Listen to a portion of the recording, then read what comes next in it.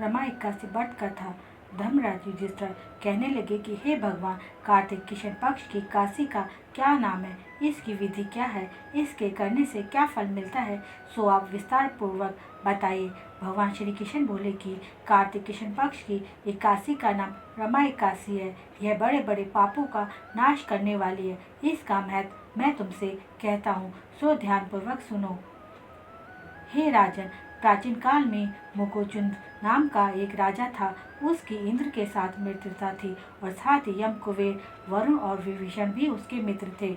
यह राजा बड़ा धर्मात्मा, विष्णु भक्त और न्याय के साथ राज्य करता था। उस राजा की एक कन्या थी जिसका नाम चंद्रभागा था। उस कन्या का विवाह चंद्रसेन के पुत्र शोभन के साथ हुआ। एक समय वह शोभन ससुराल आया हुआ था। उन्हीं दिनों जल्दी ही पुण्यदायी एकादशी भी आने वाली थी। जब व्रत का दिन समीप आ गया तो चंद्रभागा के मन में अत्यंत सोच उत्पन्न हुई कि मेरे पति अत्यंत दुर्बल है और मेरे पिता की अज्ञाति कठोर है। दशमी को राजा ने ढोल बजवाकर सारे राज्य में यह घोषणा करवा दी कि एकादशी को कोई भी भोजन नहीं करेगा। ढोल की घोषणा सुनते ही शोभन को अत्यंत चिंता हुई और अपनी पत्नी से कहने लगा कि हे प्रिय, अब क्या करना चाहिए। मैं किसी भी प्रकार की भूख सहन नहीं कर सकूंगा। ऐसा उपाय बताओ कि जिससे मेरे प्राण बढ़ सके, अन्यथा मेरे प्राण अवश्य चले जाएंगे। चंद्रभागा कहने लगी, हे स्वामी, मेरे पिता के राज्य में एकादशी के दिन कोई भी भोजन नहीं करता है। हाथी, घोड़ा, ऊंट, बिल्ली को आदि भी अन्न जल ग्रहण नहीं कर सकते। फिर मनुष्य का तो कहना ही क्या। यदि आप भोजन करना चाहते हैं तो आप किसी दूसरे स्थान पर चले जाइए, क्योंकि यदि आप यहाँ रहना चाहते हैं तो आपको अवश्य व्रत करना पड़ेगा।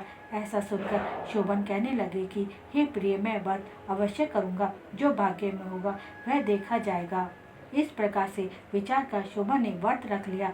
वह भूख प्यास से अत्यंत पीड़ित होने लगा। जब सूर्य नारायण अस्त हो गए और रात्रि को जागरण का समय आया तो वैष्णव को अत्यंत हर्ष देने वाला था, परंतु शोभन के लिए अत्यंत दुखदायी हुआ।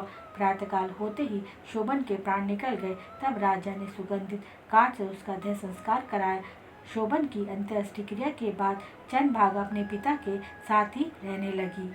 रमा एकादशी के प्रभाव से शोभन को मंदराचल पर्वत पर धन धान्य से युक्त तथा शत्रुओं से रहित एक सुंदर देवपुरी प्राप्त हुई। वह अत्यंत सुंदर रतन जड़ित स्वर्ण के खंभों पर निर्मित अनेक प्रकार के स्फटिक मणियों से सुशोभित भवन में बहुमूल्यवान वस्त्र, आभूषणों तथा छत व चवर से विभूषित गंधर्व और अप्सराओं से युक्त सिंहासन पर आरूढ़ ऐसा शोभायमान होता था मानो दूसरा इंद्र विराजमान हो।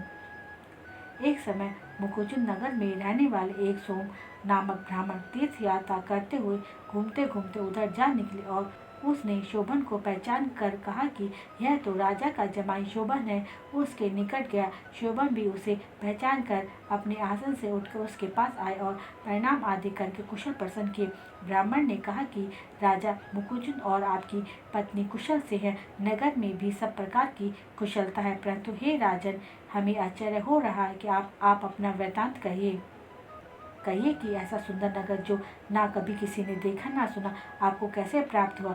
तब शोभन बोला कि कार्तिक कृष्ण पक्ष की रमा एकादशी का व्रत करने से मुझे यह नगर प्राप्त हुआ, परंतु यह अस्थिर है।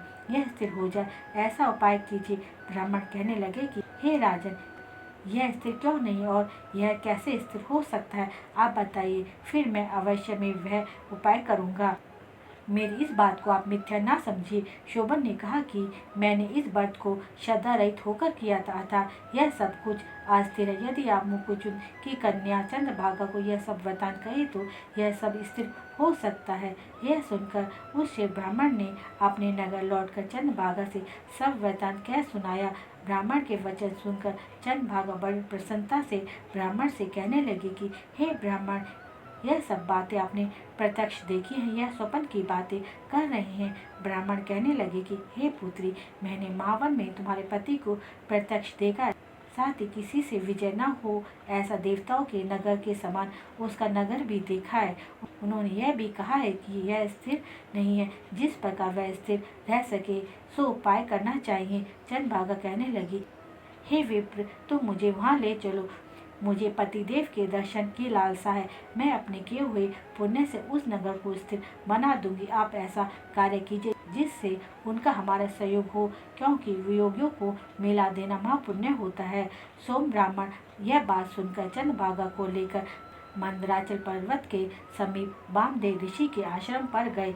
वामदेव ऋषि जी ने सारी बातें सुनकर वेद मंत्रों के उच्चारण से चंद्रभागा का अभिषेक कर दिया।